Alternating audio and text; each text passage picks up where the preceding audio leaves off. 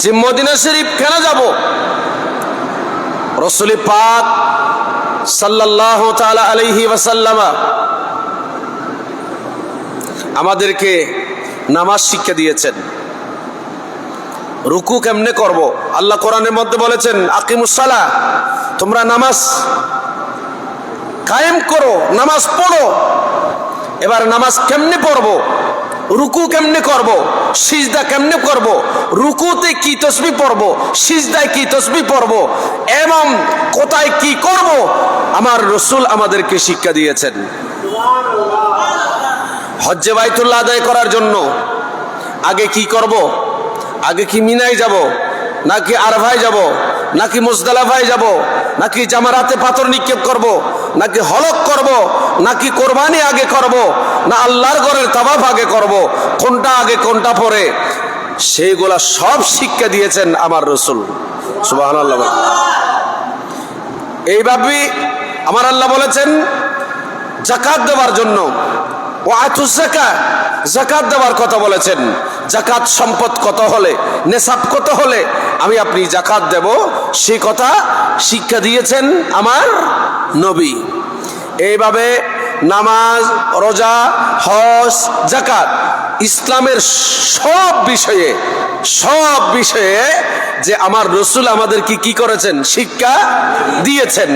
এবার বলেন আপনারা যে হজের আরকান আহকাম, হজের 3টি ফরজ, 6টি ওয়াজিব, এগুলাকে আমাদের কি শিক্ষা দিয়েছেন কে?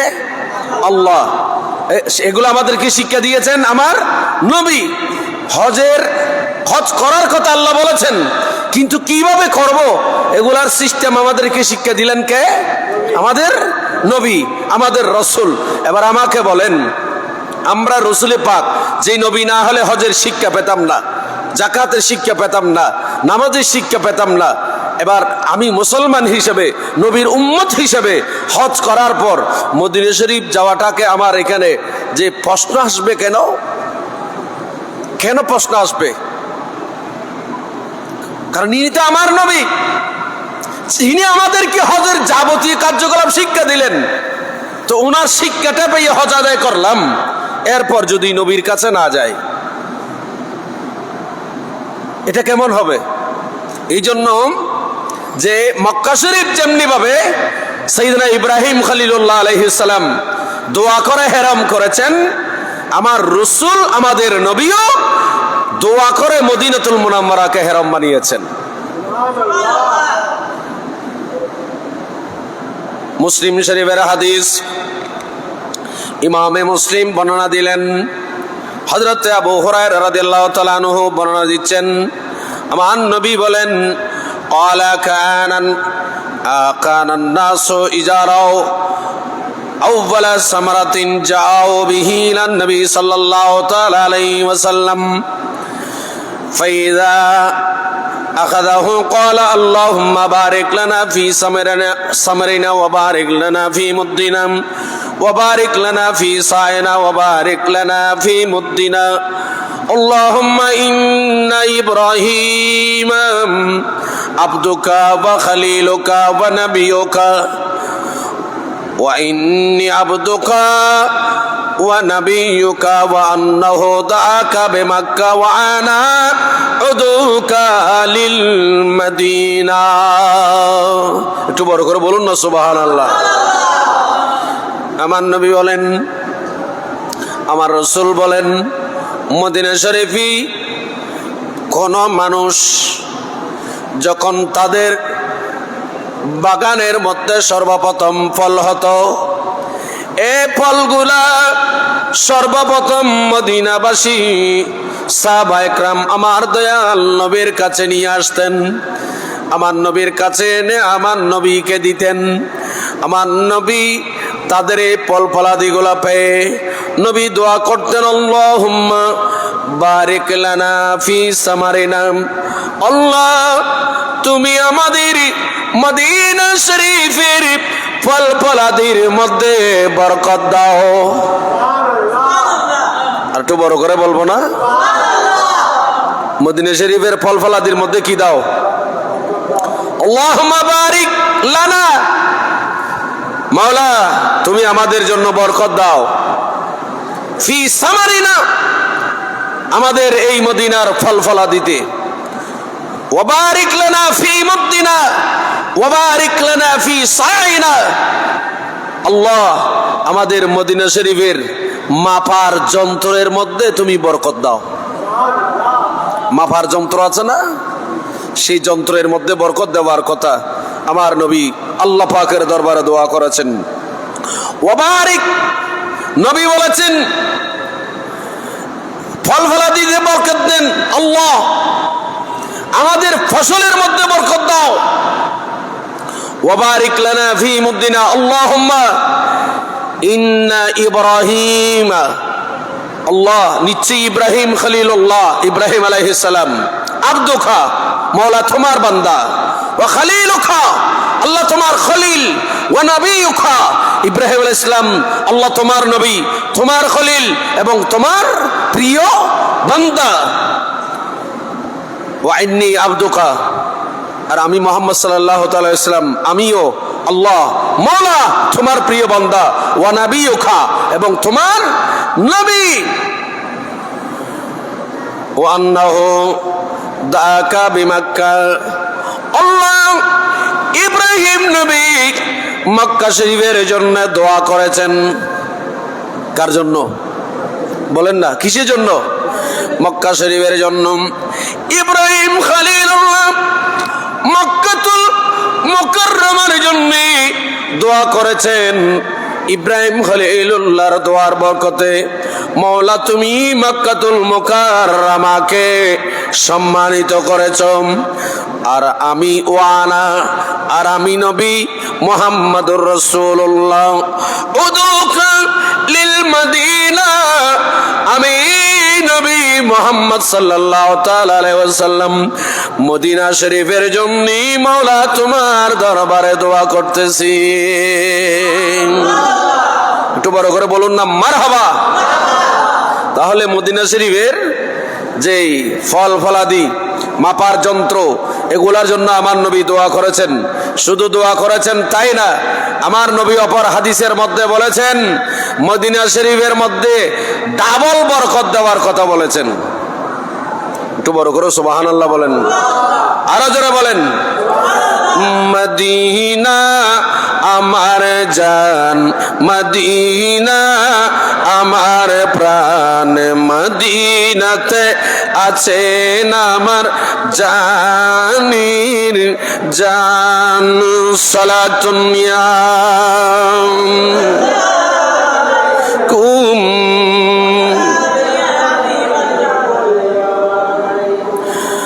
আল্লাহ আমি নবী মদিনা শরীফের জন্য দোয়া করছি, যেমনি ভাবে বেমিসলে মাদাকা বিমাক্কা, মক্কা শরীফের জন্য তোমার দরবারে ইব্রাহিম খলিলুল্লাহ যেমনি ভাবে দোয়া করেছেন।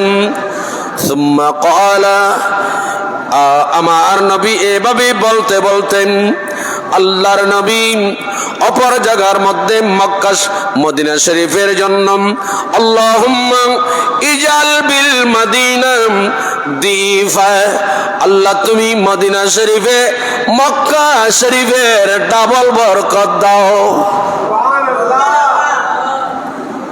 ডাবল, জোরে বলেন না, ডাবল বরকত দাও। মা জাআলতা বিমাক্কা মিনাল বারাকা, মাওলা তুমি, এটা তিরমিজি শরীফের হাদিস, ইমাম তিরমিজি বর্ণনা দিচ্ছেন। খাস করে এই হাদিস ইমাম বুখারী বর্ণনা করেছেন, ইমাম মুসলিমও বর্ণনা করেছেন। ইমাম বুখারী মুসলিম এইভাবে সিয়াসিত্তার প্রায় হাদিসের মধ্যে এই হাদিস আসছে হযরতে সাইয়েদনা আনাস রাদিয়াল্লাহু তাআলা আনহু থেকে বর্ণিত। আমার নবী বলেন, আল্লাহুম্মা ইজআল বিল মাদিনা দিফা মা জাআলতা বিমক্কা মিনাল বারাকা, মাওলা তুমি মক্কা শরীফে যা বরকত দিয়েছো মদিনা শরীফে তার বরকত ডাবল দাও। ডাবলের জন্য নবী কি করেছেন? দোয়া করেছেন। আমরা একটু এই হাদিসে পাকটা যদি একটু জাস্টিফাই করি তাহলে আমরা অনেকে দেখতে পাই যে অনেকের প্রশ্ন আসে যে মক্কা শরীফে একটা ইবাদত করলে একে লাখ, একে কত লাখ। তো মদিনা শরীফে ইবাদত করলে তো একে লাখ হয় না, কত হয়? মাত্র 50 হয়, তার মক্কার অর্ধেক হয়। তো রাসূল পাক সাল্লাল্লাহু তাআলা আলাইহি সাল্লাম এখানে মক্কার ডাবলের কথা বলেছেন মদিনায়, তাহলে বুঝে যাচ্ছে মক্কায় 1 লাখ হলে তো মদিনায় 2 লাখ হওয়ার দরকার। কথা বলেন ঠিক না? তো ডাবলের কথা বলেছেন, 2 লাখ হওয়ার দরকার। কিন্তু এখানে দেখা যাচ্ছে যে অন্য হাদিসে পাকে আছে মাত্র কত, বলেন না, মাত্র কত? 50। কারণ রাসূল পাক সাল্লাল্লাহু তাআলা ইসলাম এখানে এই হাদিসে পাকের গুলার মধ্যে তাদবীর আসে। এখানে আল্লাহর নবী 1 নাম্বার পূর্বের হাদিসে যা বলেছি, বারিক লানা ফি সামারিনা, নবী এখানে প্রথম নাম্বার দোয়া করেছেন ফল ফসলাদির ডাবল বলেছেন। সুবহানাল্লাহ বলেন। পক্ষান্তরে আমরা হাদিসের মধ্যে দেখতে চাই রাসূল পাক যা বলেছেন ঠিকই আছে। মক্কা শরীফের মধ্যে কোন ফল ফসলাদি উৎপাদন, কথা বলেন, ফসলাদি উৎপাদন হয় না।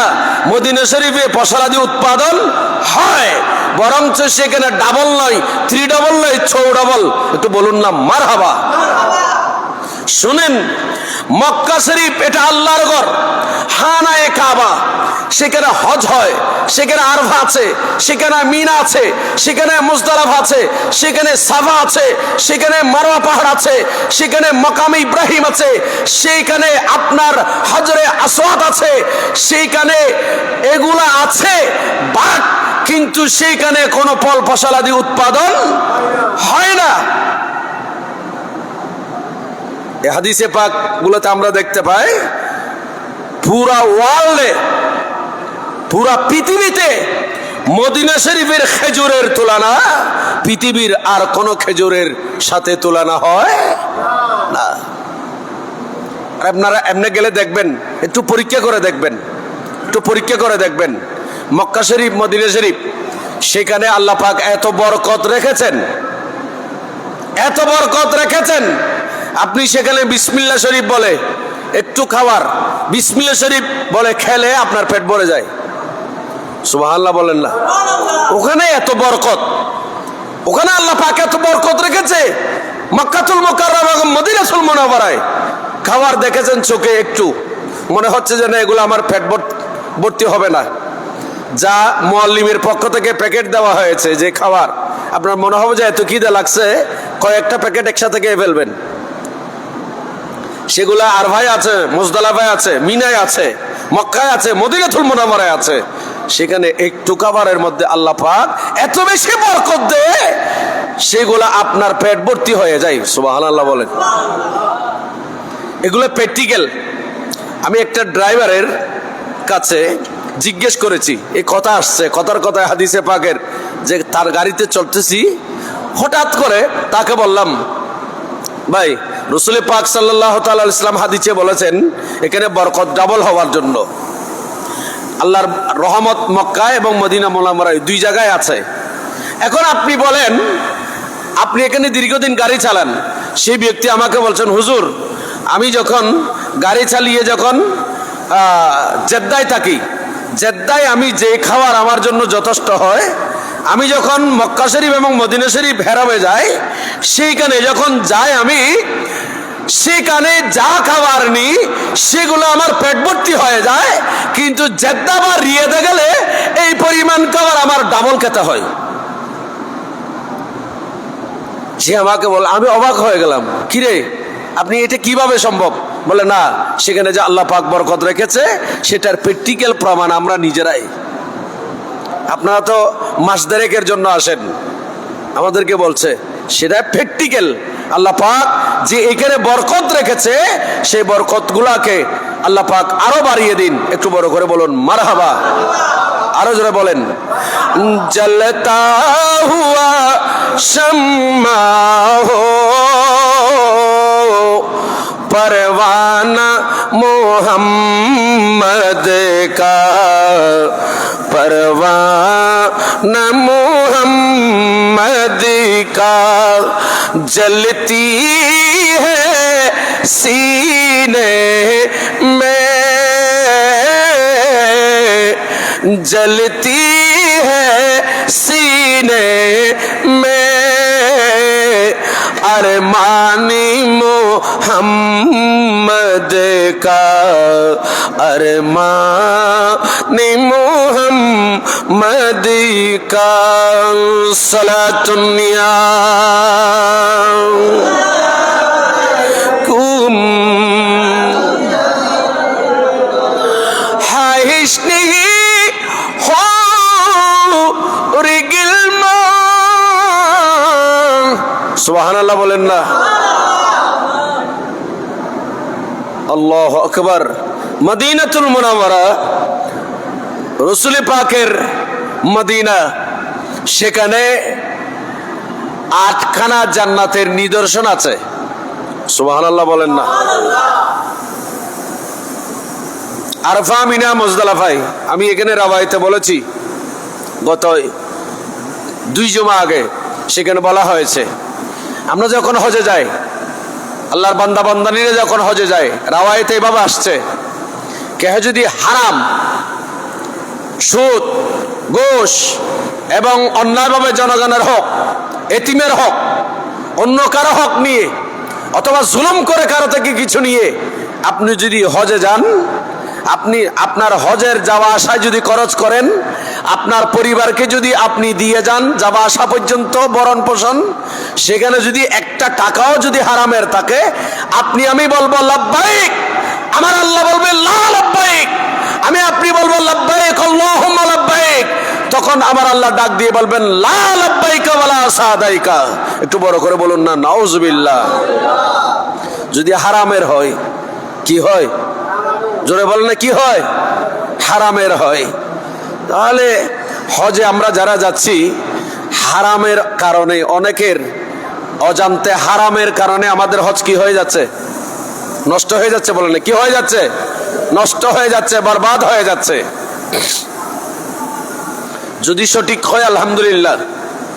তাহলে আরফা, মিনা, মুজদালিফা, আল্লাহর ঘর, তাওয়াফে যা কিছু করলাম, এগুলো যে আল্লাহর দরবারে কবুল হবে, সেখানে পিওর হতে হবে, পিওরিট হতে হবে। পিওরিট যদি আমার আপনার জামাতের আহলা, বরণ পোষণ, গড়ে দেওয়া পর্যন্ত এগুলো সব যদি পিওরিট হয়, তাহলে আল্লাহর দরবারে কবুল হবে। না হয় আল্লাহ বলবেন লা লাব্বাইকা ওয়ালা সাদাইকা। কিন্তু মদিনা শরীফ এটা এমন একটা জায়গা, সেটা এমন একটা বিষয়, মক্কা শরীফ হজ করলে সব কিছু ঠিকঠাক থাকলে আল্লাহ আপনার হজকে কবুল করবেন। কায়মিন ওয়ালাদাতহু উম্মুহু, আপনি মায়ের পেট থেকে ভূমিষ্ঠ হয়ে যেরকম নিষ্পাপ ছিলেন সেরকম নিষ্পাপ করে দেবে, যদি সবগুলা হালাল ঠিকঠাক থাকে। না হয় এগুলো আল্লাহর দরবারে কবুল হবে না। আপনি যত ইবাদত করেন, সব ইবাদতের মগজ মূল হচ্ছে আপনার হালাল রুজি অর্জন, হালাল রুজি অর্জন। না হয় সবগুলো মাটি হয়ে যাবে।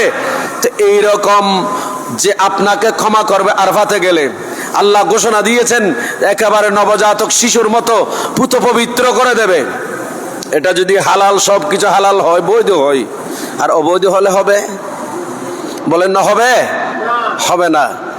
আমার আল্লাহ বলেন, ও আমার হাবিব, পৃথিবীর কোন মানুষ আত্মার উপর জুলুম করেছে, নফসের উপর জুলুম করেছে, যদি জুলুম করে, ওয়ালাউ আন্নাহুম ইজি যালামু আনফুসাহুম জাউকা, ওরা যদি জুলুম করে, আত্মার উপর পাপ করে, আপনি নবীর কাছে যদি আসে, অর্থাৎ মদিনা শরীফে আপনি নবীর কাছে যদি আসে, এখানে শর্ত দিয়েছেন যদি, ওয়ালাউ আন্নাহুম, এখানে আমার আল্লাহ শর্ত দিয়েছেন যদি আপনার কাছে আসে। সুবহানাল্লাহ বলেন না। কার কাছে?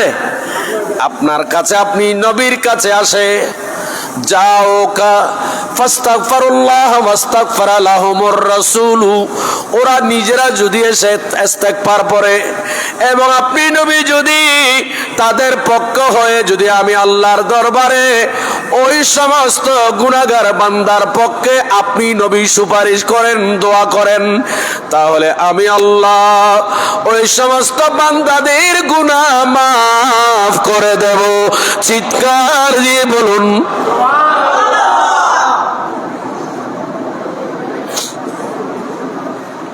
খুব খেয়াল করেন, আমার আল্লাহ একদিকে গুনাহ মাফ করবেন। নারফা মিনা মুজদালিফায় গেলে সেখানে যদি আপনার পয়সা করি যা খরচ করেছেন সবগুলা যদি পিউরিট হয়, সবগুলা যদি সহি হয়, হালাল হয়, আরফাতে মাফ করবে।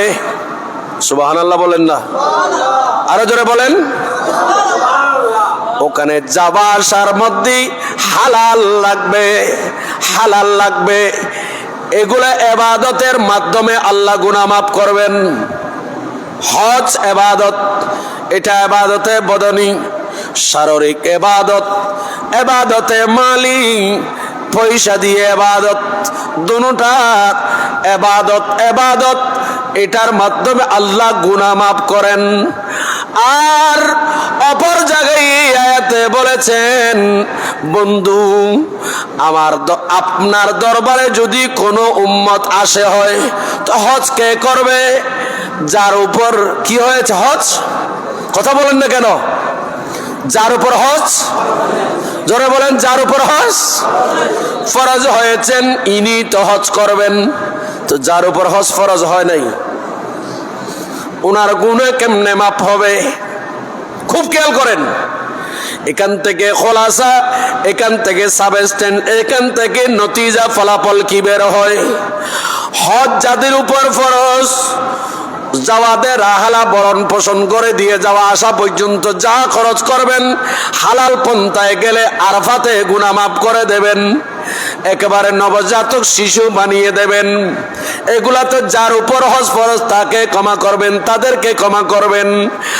আর আমার আল্লাহ বলেন, বন্ধু যাদের কোনো হজ ফরজ হয় নাই, হজ ফরজ হোক হজ ফরজ না হোক, এরকম আমার কোন বান্দা আত্মার উপর জুলুম করে, নফসের উপর জুলুম করে, আপনি নবীর মদিনা শরীফে যদি আসে হয়, আপনি নবী যদি তাদের পক্ষে সুপারিশ করেন, ওরা যদি ইস্তেগফার করেছে হয়, লাওয়াজাদুল্লাহ তাওয়াবার রহিমা, আমি আল্লাহকে ওই সমস্ত বান্দারা তওবাকারীরা, আপনি নবী যাদের সুপারিশ করেছেন ওই সুপারিশকারীরা, লাওয়াজাদুল্লাহ, আমি আল্লাহকে নিশ্চয়ই ওরা পেয়ে যাবে তাওয়াবার রহিমা, তওবা কবুলকারী হিসাবে।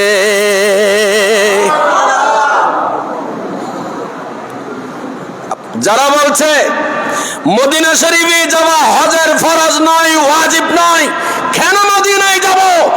আমি ওনাদেরকে বলবো, আপনি হজ করে যান বা না যান, যিনি গিয়েছেন হজে অথবা হজে নয়, এমনি ডাইরেক্ট যদি মদিনা শরীফে যান, আমার নবীর দরবারে যদি ইস্তেগফার করেন, নবী যদি আপনার পক্ষে সুপারিশ করে, আমার আল্লাহ এই আয়াতে, আল্লাহ এই আয়াতে আমার আল্লাহ ওয়াদা দিচ্ছে, বান্দা অবশ্যই আমি তোমাদের গুনাহ মাফ করে দেব, আমি আল্লাহকে তোমরা তওবা কবুলকারী হিসাবে পাবে। বড় করে বলুন। তাহলে বোঝা যায় আরাফাতে গেলে যেমন গুনাহ মাফ হয়, নবীর রওজায় গিয়ে ইস্তেগফার পড়লো গুনাহ মাফ। কথা বলেন না, গুনাহ মাফ। আরাফাতে গুনাহ মাফ হবে শুধু 9 তারিখ আরাফায় যারা থাকবে, উকুফ যারা করবে, আর বাকিদের গুনাহ কি মাফ হবে? কথা বলেন, আপনাদের কষ্ট হচ্ছে? আরাফাতের ময়দানে সির্ফ শুধু যারা 9 জিলহজ অবস্থান করবে, দ্বিপ্রহর থেকে সূর্য অস্ত যাওয়া পর্যন্ত সময়ে, আমার আল্লাহ তাদের গুনাহ মাফ। এটা মাটিতে হোক, কেহ দ্বিপ্রহর থেকে সূর্যাস্ত পর্যন্ত যদি হেলিকপ্টার অবস্থান করে আরফাতে, তাদের গুনাহ মাফ হয়ে যাবে। বিমানে অবস্থান করলে তাও গুনাহ মাফ হবে। আরফাতে অবস্থান করা হচ্ছে, মাটিতে হোক উপরে হোক, গুনাহ মাফ হয়ে যাবে। তাহলে এবার বলেন, এই যে আরফার ময়দান গেল, যে আরফাতের দিন, সেই দিন কি হাজিরা যেভাবে গুনাহ মাফ পেয়েছে, আমাদের গুনাহ কি সেই দিন সেভাবে মাফ পেয়েছি? বলেন বলেন, পাই নাই। তাহলে আরফাতের গুনাহ মাফ হওয়া হাজিদের জন্য। আর মদিনা শরীফে হজ করে যেতে হবে না শুধু, আপনি যদি এখনো ডাইরেক্ট মদিনা শরীফে যান, গিয়ে যদি আল্লাহর দরবারে তওবা করেন, নবী যদি আপনার পক্ষে সুপারিশ করে, আমার আল্লাহ বলেন আমি বান্দা তোর গুনাহ মাফ করে দেব। আরফাতে গুনাহ মাফ হয় শুধু একদিন। কোন দিন? আপনাদের কষ্ট হচ্ছে বুঝি। আরফাতের ময়দানে গুনাহ মাফ হয় কয়দিন? কোন দিন? আওয়াজ দিয়ে বলেন কোন দিন? আর যদি 365 দিনের মধ্যে বছরে একদিন গুনাহ মাফ হবে, 365 দিনে আরাফাতের জিলহজের 9 তারিখ যদি বাদ দেন, আর 366 দিন যদি আপনি আরফায় অবস্থান করেন, 366 আরফায় অবস্থান করলেন, আরফার যেদিন সেই দিন অবস্থান করেন নাই, আপনার গুনাহ মাফ হবে? বলেন না হবে? কিন্তু মদিনা শরীফ এটা আমার নবীর রওজা, মদিনা এটা এমন, আমার আল্লাহ বলেন বন্ধু আরফাতে গুনাহ মাফ করব শুধু আরফার দিনেই, বাকি দিনগুলোতে গুনাহ মাফ হয় না। আপনি নবীর রওজা পাকে যদি কোনো উম্মত যদি আসে, যদি তওবা করে, আপনি রাসূল যদি আমার কাছে ওই উম্মতের জন্য যদি আপনি সুপারিশ করেন, আমি রাসূল দিন নয়, রাত নয়, সপ্তাহ নয়, মাস নয়, বছর নয়, যখন আপনার উম্মত আমার বান্দা তওবা করবে, আপনি যখনই আমার কাছে ইস্তেগফার করে দোয়া করবেন, আমি আল্লাহ তখনই আমার বান্দাদের বান্দানীদের গুনাহ মাফ করে দেব।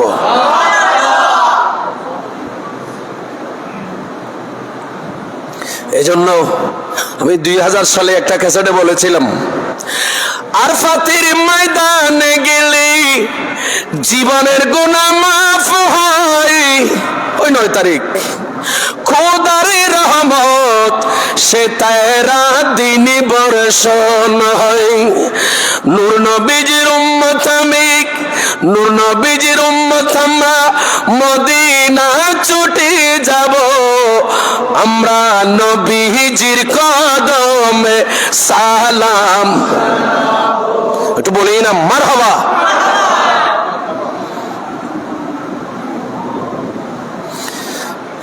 এই জন্য আরফাতের ময়দানের হুসুসিয়ত, আমার রাসূলের দরবারে যাওয়ার হুসুসিয়ত এক। বলেন এক। নবীর দরবারে 24 ঘন্টা গুনাহ মাফ হয়, আরফাতের ময়দানে শুধু কত বলেন না কয়দিন? একদিন গুনাহ মাফ হয়। তো আপনি শুধু আরফাতের ময়দানে গুনাহ মাফ করার জন্য বছরে একদিন এখান থেকে যাচ্ছেন, মদিনা শরীফে যারা যেতে চাচ্ছে তাদেরকে না যাওয়ার কথা বলছেন। হুজুর একটু বলবেন কি? আরফাতের ময়দান তো এটা আরফাত হয়েছে হযরতে আদম আলাইহিস সালাম, হাওয়া আলাইহিস সালামের কারণে, ইব্রাহিম খলিলুল্লাহর কারণে, ইসমাইল জবিহুল্লাহর কারণে, মুসা কালিমুল্লাহর কারণে, নূহ নজিউল্লাহর কারণে, ইব্রাহিম খলিলুল্লাহর কারণে, ইসমাইল জবিহুল্লাহর কারণে, আমার নবী মুহাম্মদুর রাসূলুল্লাহর কারণে। সুবহানাল্লাহ।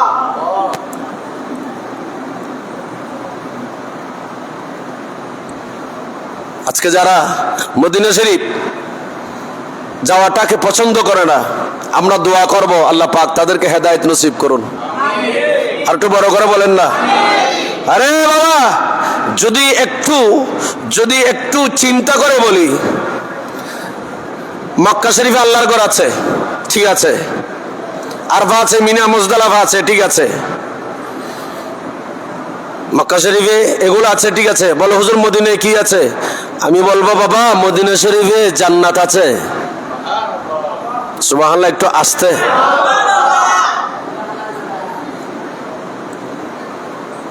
আটখানা জান্নাত আল্লাহ গোপন রেখেছেন। কি রেখেছে? কথা বলেন না, কি রেখেছে? গোপন রেখেছে 8খানা জান্নাত। এই জান্নাত আমরা দেখি নাই, আমার নবী দেখেছেন মেরাজের দিন। রসুল দেখেছেন মেরাজের দিন। এবং অনেক নবী রসুলরা, বিশেষ করে অনেক নবী গিয়েছেন জান্নাত পরিদর্শন করার জন্য, দেখার জন্য, ওখান থেকে বেরও হন নাই, ওখানে থেকে গিয়েছেন।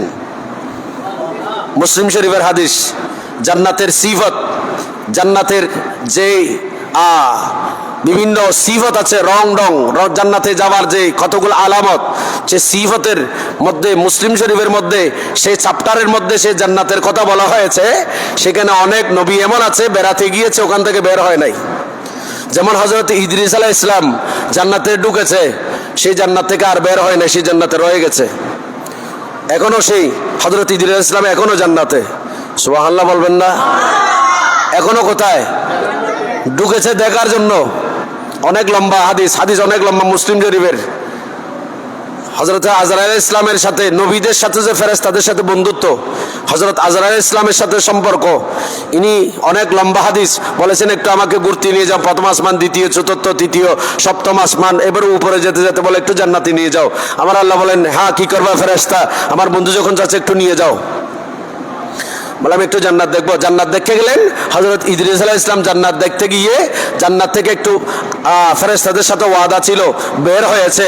বের হওয়ার পর ইনি আবার ঢুকে গেছেন। ফেরেশতা বলে, কিরে আবার ঢুকে গেছেন কেন, চলে আসেন না? বলে, তোমার সাথে ওয়াদা ছিল বের হব, বের হয়েছি তো, বের হয়ে যা, আবার ঢুকতে পারবো না, এই কথা তো তোমার সাথে ছিল না, আমি এখন ঢুকে গেছি। বলে, বের হয়ে যান। বলে, আমি বের হব না। বলে, দুনিয়াতে চলে যান, আপনি তো ইন্তেকাল করেন নাই। বলে যে আমি একটু তোমার থেকে দিয়ে টেস্ট করাইছিলাম, তো আসার আগে বলছিলাম না মানুষের জান কেমনে কবজা করো, একটু আমাকে দেখাও। আমি যদি ইদ্রিস আলাইহিস সালামকে তুমি একটু করে দেখাইছো, আমি কিছুক্ষণের জন্য মারা গিয়েছিলাম, আবার তুমি আমাকে জান ফেরত দিয়েছো, আমি তো এগুলো টেস্ট করেছিলাম, এই টেস্ট যেটা সেটাই আমার মৃত্যু হয়েছিল। আমি এখন আর জান্নাত থেকে বের হব না, জান্নাতে থেকে যাবো। জোরে বলুন। আর আমাদের নবী, আমার রসুল, আমাদের নবীও মেরাজে যাওয়ার সময় সে জান্নাত পরিদর্শন করেছে। আমার রসুল তো চাইলে হযরত ইদ্রিস আলাইহিস সালামের মতো জান্নাতে থেকে যেতে পারতেন, বলেন না? থেকে যেতে পারতেন কিনা? আমার নবী জান্নাতে ছিল। আমার নবী বলে, আমার জান্নাত লাগবে না, আমার উম্মত লাগবে। তো উম্মত সুবহানাল্লাহ বলেন না? এই জন্য ফিকহের কিতাবে আসছে বিভিন্ন তাফসীর এবং ফিকহের কিতাবের মধ্যে আসছে, আল্লাহর আরশের চাইতে আরো কোটি গুণ বেশি দামি হচ্ছে আমার রাসূলের রওজায়ে আতাহার।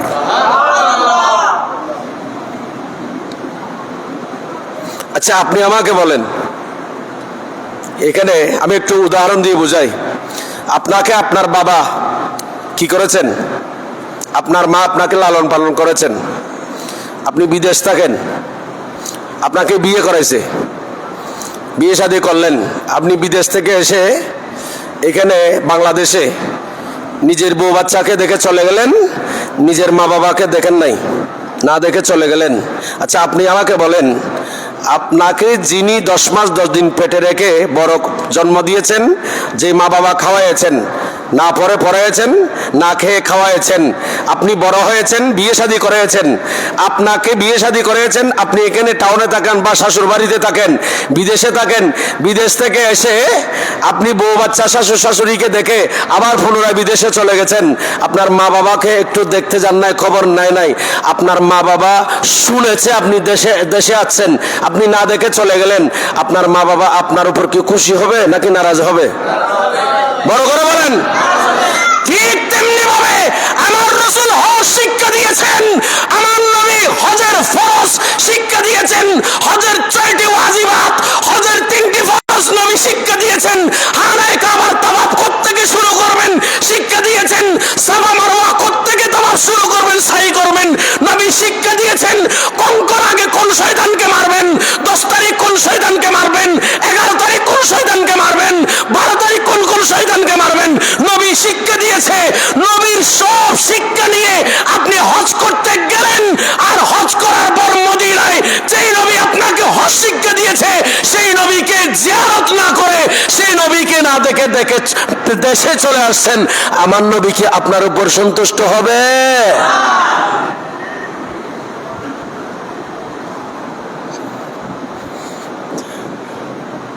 এজন্য নবী হাদিসে পাকে বলেছেন, নবীর রওজায় যাওয়া এটা হজের রকন না, ভাট, কিন্তু এখানে পরীক্ষা আছে। বিদেশ থেকে আসার পর ছেলে, আপনি আপনার এখতিয়ার আছে, চাইলে বাবার বাড়িতে যেতে পারেন, না হয় শাশুড় বাড়িতে বউয়ের কাছে যেতে পারেন। এখতিয়ার আছে না? কি কথা বলেন না কেন? ঠিক তো, হজ করেছেন, আপনার ফরজ আদায় করেছেন, আপনার মাঝখানে আল্লাহর মাঝখানে আপনি ফরজ আদায় করেছেন। এই ফরজ আদায় যে নবীর মাধ্যমে হলো, সেই নবীকে যদি দেখতে না যান, আমার নবী আপনি উম্মত হিসেবে খুশি হবে? এজন্য নবী হাদিসে বলেন, মান হাজ্জা ওয়ালাম ইয়াজুরনি, মান হাজ্জা ওয়ালাম ইয়াজুরনি ফাকাদ জাফানি। যে উম্মত হজ করলো, মান হাজ্জা, যে উম্মত হজ করলো, ওয়ালাম ইয়াজুরনি, আমি নবীর সাক্ষাৎ করলো না, আমি নবীর জিয়ারত করলো না, ফাকাদ জাফানি, সেই উম্মত আমি নবীর উপর বড় জুলুম করলো। একটু জোরে বলবেন না নাউজুবিল্লাহ? আচ্ছা, হজ করতে গিয়েছেন, ফরজ আদায় করতে গিয়েছেন, নবীর উপর জুলুম করতে গিয়েছেন? জোরে বলেন না। আমার নবী বলেন, মান হাজ্জা, যে হজ করলো, ওয়ালাম ইয়াজুরনি, আমি নবীর জিয়ারত করলো না, ফাকাদ জাফানি, সেই আমি নবীর উপর জুলুম করলো। এবার বলেন, নবীর উপর জুলুম করে হজ করলে এই হজ আমার আল্লাহ কবুল করবেনি?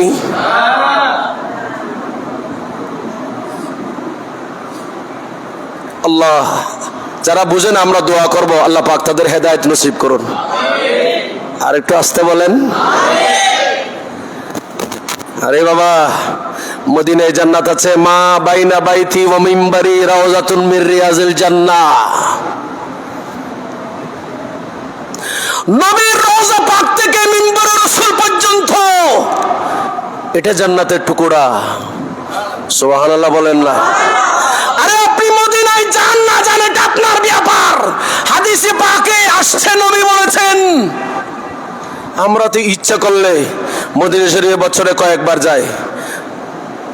যারা আছে সৌদি আরব, আবার আরব আমিরাতে ইচ্ছা করলে অনেকে 210 বার 20 বার, অনেকে যারা সেখানে বিভিন্ন বাগানে চাকরি করে, বিভিন্ন জায়গায় চাকরি করে, অনেকে প্রতি শুক্রবারে মদিনা শরীফে জুমার নামাজ পড়তে যায়। কি রে বাবা, বলেন আছে না? আছে। আমি আপনি কয়বার যাব? হয়তো 20, 100, 200, 1000, 2000 বার। আরে শুনুন, তকদির ভালো, আল্লাহ আমাদেরকে নবীর উম্মত বানিয়েছে, ফেরেশতাদের চাইতো আমাদের মর্যাদা বেশি। আমার নবী হাদিসে পাকের মধ্যে বলেছেন, কিয়ামত পর্যন্ত যত লক্ষ লক্ষ ফেরেশতা, কোটি করোড় মিলিয়ন বিলিয়ন ফেরেশতা আছে, আমার রাসূলের রওজায় প্রতিদিন 70,000 নূরানি রহমতের ফেরেশতা আমার নবীর রওজায় ডিউটি পালন করে। যেই ফেরেশতা জীবনে একবার এসেছে, সেই কিয়ামত পর্যন্ত দ্বিতীয়বার মদিনা রাসূলের রওজায় আসার দ্বিতীয়বার সুযোগ তার হবে না। জোরে বলুন সুবহানাল্লাহ। 70,000 নূরের ফেরেশতা প্রতিদিন আসে, জীবনে একবার আসতে পারবে ফেরেশতা, দ্বিতীয়বার আসার সুযোগ নাই রাসূলের রওজায়। সেখানে আমি আপনি তো ভাগ্যবান, রাসূলের রওজায় যখন ইচ্ছে তখন যাবেন। আল্লাহ ফেরেশতা পাঠায় 70,000 প্রতিদিন, আপনি না গেলে আমার রাসূলের কোনো শান কমবে না। এসব কথা বলেন ঠিক কিনা? গেলে লাভ কি? গেলে লাভ হচ্ছে ইস্তিগফার বললে, আল্লাহর কোরআন বলছেন, ইযা যালামু আনফুসাহুম জাউকা ফাস্তাগফিরুল্লাহ ওয়াস্তাগফার লাহুমুর রাসূল লাওয়াজাদুল্লাহ তাওয়াবার রহিমা। এই আয়াত প্রমাণ দিচ্ছে, না গেলে আমার নবীর কোনো লস নাই। যদি আপনি যান, আপনার লাভ কি লাভ? আপনি ইস্তিগফার বললে নবী আপনার পক্ষে সুপারিশ করলে আপনার গুনাহ মাফ। আপনার গুনাহ কি মাফ। না গেলে লস কার? বলেন না কার? গেলে লাভ কার? না গেলে আমার নবীর কোনো লস নাই, গেলেও আমার নবীর কোনো লাভ নাই। আরো বরঞ্চ সেখানে জান্নাতের টুকরায় ঢোকার জন্য এখন অ্যাপসের মধ্যে অনুমতি নিতে হয় জান্নাতের টুকরায়। হাজী সাহেব, আল্লাহ পাক আমাদেরকে কবুল করুন, জোরে বলেন না। এই জন্য মদিনাতে জান্নাত আছে। বলে মদিনে কি আছে? বলে মদিনে জান্নাত আছে। মা বাইনা বাইতি ওয়া মিম্বার রাউজাতুন মিন রিয়াজিল জান্নাহ। রসুলের রওজা থেকে মিম্বর রসুল পর্যন্ত এখানে নামাজ পড়া মানে জান্নাতের টুকুরায় জান্নাতে ঢুকে নামাজ পড়া। আল্লাহর ঘরের যে হুদুদ আছে, আল্লাহর ঘরের দেওয়াল, দেওয়ালের বাহিরে একটা আল্লাহর ঘরের অংশ আছে। কি আছে? ওইটার নাম কি? আল্লাহর ঘরের যে অবশিষ্ট, যেটাকে দেওয়াল নাই, গোল করে আছে, হ্যাঁ, এখানে নফল নামাজ হয়। এখানে নফল নামাজ পড়ি আমরা, ফরজ নামাজের জন্য এটা বন্ধ থাকে। আর মদিনা শরীফের জান্নাতের টুকরা যেটা, সেটাতে নফলও হয়, ফরজ নামাজের টাইম আসলে সেখানে ফরজ নামাজও হয়। বর্তমান যারা ইমাম আছে এরা মুয়াজ্জিন আযান দিচ্ছে জান্নাতের টুকরায় দাঁড়িয়ে, এবং ইমাম সাহেব যিনি নামাজ পড়াচ্ছেন মেহরাবে রসুলে জান্নাতের টুকরায়, যিনি আজ জুমার দিনে 2 ঘন্টা পর মদিনা শরীফে আজকে জুমার দিনে খুতবা দেবে, সেই খুতবা দেওয়া হবে মিম্বরে রসুলে, সেটাও জান্নাতের টুকরায়। একটু বড় করে বলুন।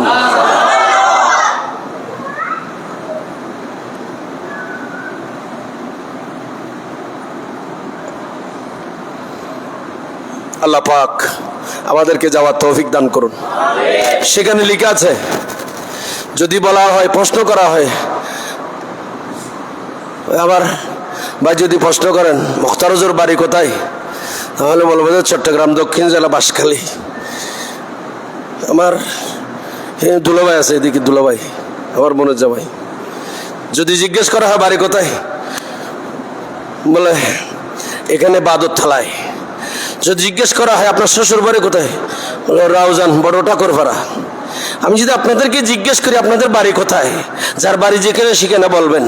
যদি আমি জিজ্ঞেস করি যারা মদিনা যেতে চাচ্ছেন না, মক্কা শরীফে যাচ্ছেন, ভালো কথা, নিজেকে ইমানদার দাবি করছেন, আপনি ইমানদার কিনা? বলে যে হুজুর একেবারে পিওর ইমানদার আমি যদি জিজ্ঞেস করি আপনার ভেতরে যে ঈমান আছে, আপনার বাড়ি অমুক জায়গায়, অমুকের বাড়ি অমুক জায়গায়, অমুকের বাড়ি সমুক জায়গায়, এক একজনের বাড়ি যেখানে সেখানে বলবেন। আমি যদি বলি আপনি ইমানদার কিনা, যদি বলেন হুজুর 100% পিওর ইমানদার, আমি যদি বলি আপনার ঈমানের বাড়ি কোথায়, উত্তর কি দেবেন? আপনাদের কষ্ট হচ্ছে? 5 মিনিট বেশি হয়ে গেছে। গত জুমায় 10 মিনিট যে হুজুর ওয়াইজ কম করছে, এগুলো আমি আজকে ফসাই দিতেছি। এটা আমার পরিবর্তন পাঠাইছিলাম না, সে যে 10 মিনিট কম করছে সে 10 মিনিট ফসাই দিতেছি। বলেন আপনি ইমানদার? বলে ইমান কোথায়? হুজুর ভেতরে। দেখছেন নি? দেখি নাই। ও আচ্ছা, দেখেন নাই, ইমান আছে? বলে হুজুর আছে, আমি ইমানের উপর আছি। তো আমি বলবো আপনার ইমানের বাড়ি কোথায়? আপনার বাড়ি চট্টগ্রাম, কারো বাড়ি ঢাকা, কারো বাড়ি রাজশাহী, কারো বাড়ি সিলেট, কারো বাংলাদেশে, কারো পাকিস্তান, কারো বাড়ি আমেরিকা, কারো বাড়ি রাশিয়া, কারো ইউরোপ, কারো বাড়ি আফগানিস্তান, কারো বাড়ি ইন্ডিয়া, কারো বাড়ি বার্মা। আপনি বলবেন, আমি জিজ্ঞেস করবো ইমানের বাড়িটা কোথায়? বলবেন কি হুজুর ওমর তৌহিদি ভাইয়ের একটু বলেন না, ইমানের বাড়ি কোথায়? ইমানের বাড়ি আরফায় নয়, ইমানের বাড়ি মুজদালিফায় নয়, ইমানের বাড়ি মিনায় নয়, ইমানের বাড়ি মক্কা শরীফে নয়, ইমানের বাড়ি আল্লাহর ঘরের ভেতর নয়, ইমানের বাড়ি আল্লাহর ঘরের তাওয়াফের মাঠে নয়, ইমানের বাড়ি আরশ আজিমে নয়, ইমানের বাড়ি লামাকানে নয়, ইমানের বাড়ি পৃথিবীতে কোথায়? আমার নবী বলেন ইমানের বাড়ি হচ্ছে মদিনা। বুখারীর হাদিস, বুখারীর হাদিস। এটা হাজী সাহেব, দুলাভাই, আপনারা যারা গিয়েছেন জান্নাতের টুকুরার কথা বলছি, যে জান্নাতের টুকুরা থেকে নামাজ পড়ে বের হয়ে যান, সেইখানে এরকম আমাদের দেশে বিয়ের গেটের মতো করে ওখানে এরকম একেবারে সুন্দর করে স্টিল দিয়ে একেবারে স্বর্ণের ফ্রেম দিয়ে লেখা আছে, সবুজ ফ্রেমে স্বর্ণের লেখা আছে। সেটা কি? বুখারীর হাদিস। আমার নবী বলেন, আন্নাল ঈমানা লা ইয়ারুজু ইলাল মাদিনা কামা তারিজুল হাইয়াতু ইলা জুহরিহা। নবী বলেন, উম্মত, ঈমান পুরো পৃথিবীতে দৌড়াদৌড়ি করছে, ঈমান তোমাদের কাছে আছে। ঈমানের দাবি যখন তোমাদের উপরে শুধু মুখে স্থান থাকবে, ঈমানের দাবি মোতাবেক যখন কাজ থাকবে না, সেই ঈমান আবার পুরো পৃথিবী থেকে দৌড়ে এসে আবার মদিনা শরীফে আমি রাসূলের রওজায় চলে আসবে। কেমন আসবে? বিষাক্ত সর্প একজন মানুষ দেখলে তার জীবন বাঁচাতে সে যেমনি ভাবে গর্তে ঢুকে যায়, সেই ঈমানও পুরো পৃথিবী থেকে ঘুরে আবার মদিনায় আমি রাসূলের রওজায় চলে আসবে। তো যেখানে ঈমানের বাড়ি, সেখানে যদি আপনি যেতে না চান, তাহলে আপনি কেমন ঈমানদার? কথা বলেন ঠিক কিনা? ঈমানের বাড়িতে যদি যেতে না চান, নিজেকে ঈমানদার দাবি করে লাভ কি? কি কষ্ট হচ্ছে? বুঝতে কষ্ট হয়, কারণ এই যে জুমার দিন তো আমাদের সময় কম, বিস্তারিত ব্যাখ্যা করার সুযোগ থাকে না।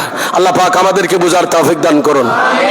এই জন্য এক শায়ের খুব সুন্দর বলেছেন, ঈমান মিলা উনকে সদকে কুরআন মিলা উনকে সদকে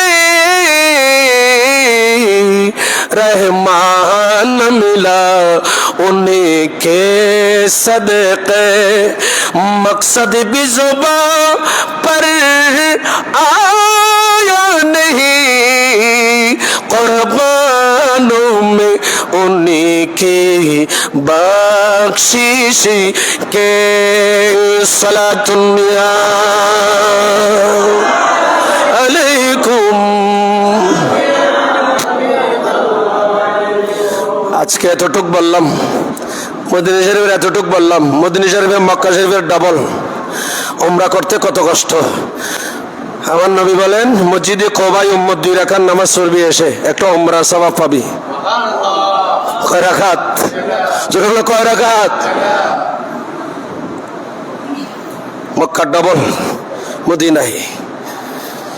তাহলে আল্লাহ পাক আমাদেরকে মক্কা শরীফ, মদিনা শরীফ উভয় জায়গার যে রহমত বরকত, এগুলো সব হাসিল করার তৌফিক দান করুন। আমরা মক্কা শরীফে যাব, মদিনা শরীফও বলেন না, মক্কায় যাব, মদিনা যাব। মদিনা শরীফে হজ হয় আর কবুল, মক্কা শরীফে হজ হয়। মক্কা শরীফে হজ হয়, মদিনা শরীফে গেলে গুনাহ মাফ হয়।